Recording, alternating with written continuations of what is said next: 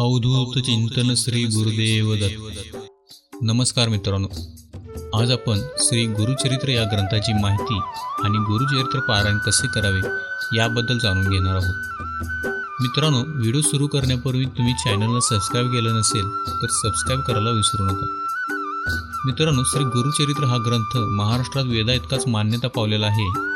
इसवी सन 14व्या शतकात नरसिंह सरस्वती यांचा दिव्य व अद्भुत चरित्र वर्णन करणारा हा ग्रंथ श्री गुरूंच्या शिष्य परंपरेतील श्री सरस्वती गंगाधर यांनी 15व्या शतकात लिहिला। या ग्रंथात सिद्ध मंत्राचे सामर्थ्य प्राप्त झाले आहे। हा ग्रंथ अत्यंत सुंदर आहे।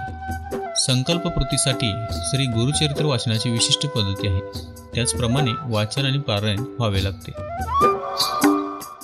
श्री गुरुचरित्र आणि गुरुलीलामृत हे दोन्ही ग्रंथ दत्त संप्रदायात पूर्वार्ध आणि उत्तरार्ध म्हणून गणले जातात। त्याचे पारायणही उपासना म्हणून केले जाते। मित्रांनो, श्रीपाद श्री वल्लभ श्री नरसिंह सरस्वती श्री स्वामी समर्थ या दत्त अवतारी सत्पुरुषांनी भक्तावर कृपादृष्टी टाकून त्यांच्या पाठीमागे कृपाशक्तीही उभी केली। त्यालाच चमत्कार असे म्हटले गेले आहे। पण हे चमत्कार श्रद्धेच्या वाढीसाठी असून त्यामुळे भक्तांची मनोकामना पूर्ण होते, हा एक महत्त्वाचा भाग आहे। पण मनोकामना पूर्ण झाल्यावर त्यांनी गुरुसेवा गुरु उपासना अखंडपणे चालू ठेवून आत्मज्ञान प्राप्ती करून घेतली पाहिजे। म्हणूनच गुरूंनी केलेल्या चमत्कारामागील भक्तिसूत्र शोधून त्यातील गुरुबोध जाणून घ्यायला हवा। मित्रांनो, दिव्य व दैवी परंपरेने चालत आलेल्या मूळ ग्रंथाचा 1480च्या सुमारास सरस्वती गंगाधरांनी केलेला विस्तार म्हणजेच गुरुचरित्र हा ग्रंथ महाराष्ट्रात लोकप्रिय असून दत्त संप्रदायाने त्याला वेदाची मान्यता दिलेली आहे। वारकऱ्यांना ज्ञानेश्वरी व दासबोध, नागनाथपंथी यांना नवनाथ भक्तिसागर, त्याचप्रमाणे दत्त भक्तांना गुरुचरित्र हा ग्रंथ पारायणासाठी प्रिय आहे। गुरुचरित्र या ग्रंथाचे 52 अध्याय असून ओवी संख्या 7491 इतकी आहे। काही ग्रंथात 53 अध्याय आहेत व त्याची विभागणी ज्ञानखंड, कर्मखंड आणि भक्तिखंड अशी केली आहे।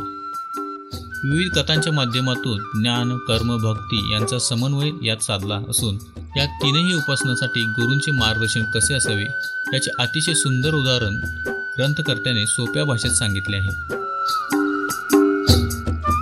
मित्रांनो, सर्वसामान्य मनुष्याने ईश्वरापर्यंत पोहोचण्यासाठी कशा प्रकारचे आचरण ठेवायला हवे याचे मार्गदर्शन श्री गुरुचरित्रच्या माध्यमातून केले असल्याने या ग्रंथाचे स्थान दत्तभक्तांच्या हृदयात 5वा वेद असे आहे आणि यात किंचितही अतिशयोक्ती नाही।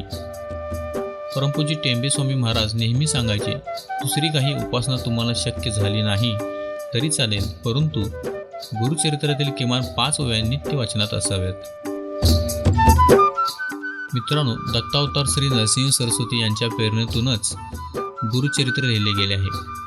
परिणामी या ग्रंथाला ईश्वरी अधिष्ठान असल्याने तो वरद ग्रंथ असून त्याला श्री गुरूंनी भक्त कामकल्पद्रुम असा वर देऊन ठेवलेला आहे। मित्रांनो, योग आणि मंत्रशास्त्राचे प्रवर्तक दत्तात्रय असल्याने आणि श्रीपाद श्री वल्लभ व नरसिंह सरस्वती हे दत्त अवतारच असल्याने या दोघांच्या चमत्कारपूर्ण लीलांचे वर्णन केलेले आढळते।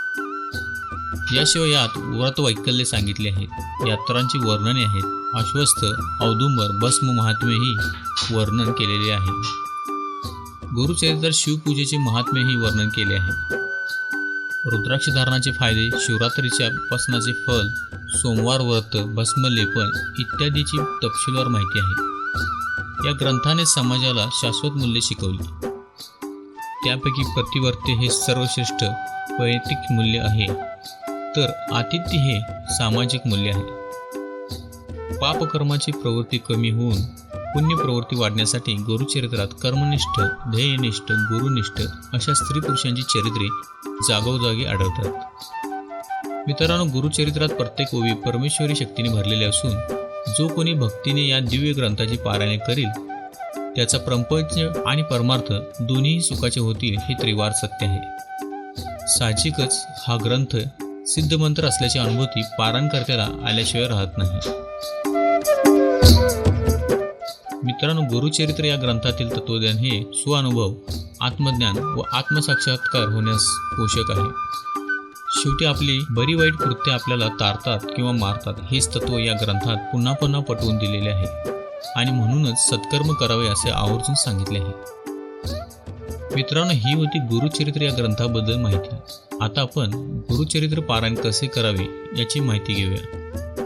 मित्रांनो, गुरुचरित्र पारायणासाठी एक निश्चित पारायण सप्ताह पद्धती आहे. त्यामध्ये पहिला दिवस 1 ते 9 अध्यायाचे वाचन करायचे आहे. दुसरा दिवस 10 ते 21 अध्यायाचे वाचन करायचे आहे.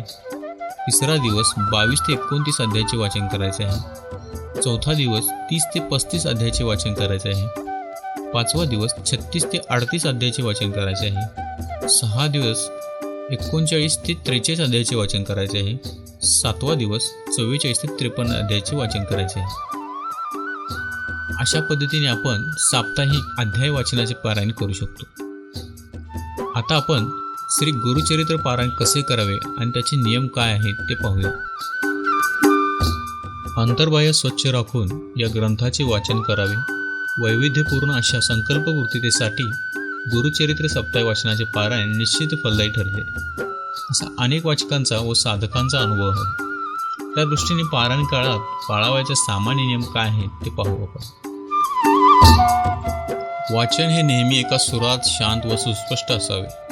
गडबडीत वाचन करण्याच्या दृष्टीने चुकीचा उच्चार करू नये.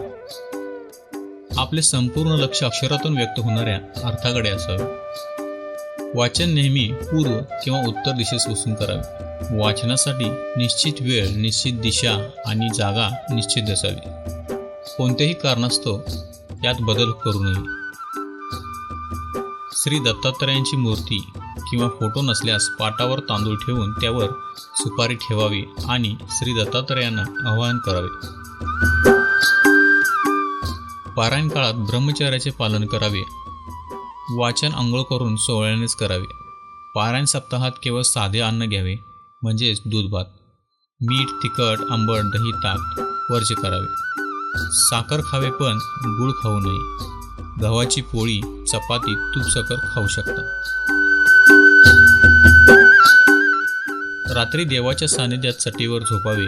झोपताना डाव्या कुशीवर झोपावे, म्हणजे संकल्पपूर्तीच्या दृष्टीने संदेश ऐकू येतात असा श्रद्धेने पारायण करणाऱ्या भक्तांचा अनुभव आहे. वाचनाच्या काळात मध्येच आसनावर उठू नये किंवा दुसऱ्याशी बोलू नये. गुरुचरित्र पारायणात शक्यतो शनिवारी सुरू करून शुक्रवारी समाप्ती करतात, कारण शुक्रवार हा श्री गुरूंच्या निजानंद गमनांचाच दिवस आहे. पारायण पूर्ण झाल्यानंतर 7व्या दिवशी शक्यतर 8व्या दिवशी सुपारीतून श्री दत्तात्रयांचे विसर्जन करावे आणि नैवेद्य आरती करून भोजनास सवाष्ण ब्राह्मण सांगून सांगता करावी. महानैवेद्यात शक्यतो घेवड्याची भाजी असावी. तर मित्रांनो, ही होती गुरुचरित्र ग्रंथाबद्दलची माहिती आणि पारायण कसे करावे याबद्दलची माहिती. मित्रांनो, हा व्हिडिओ तुम्हाला कसा वाटला हे आम्हाला कमेंट करून कळवा. हा व्हिडिओ आवडल्यास लाईक, शेअर आणि सबस्क्राईब करायला विसरू नका. धन्यवाद.